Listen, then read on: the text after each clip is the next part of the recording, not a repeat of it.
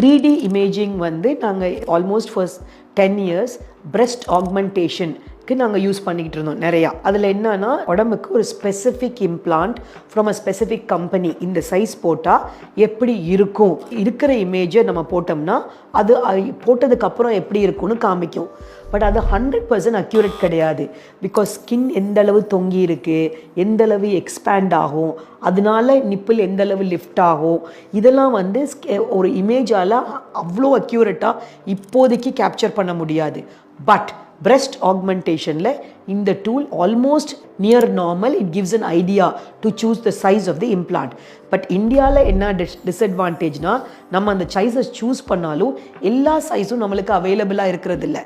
அதனால there is a limitation using this particular software in India.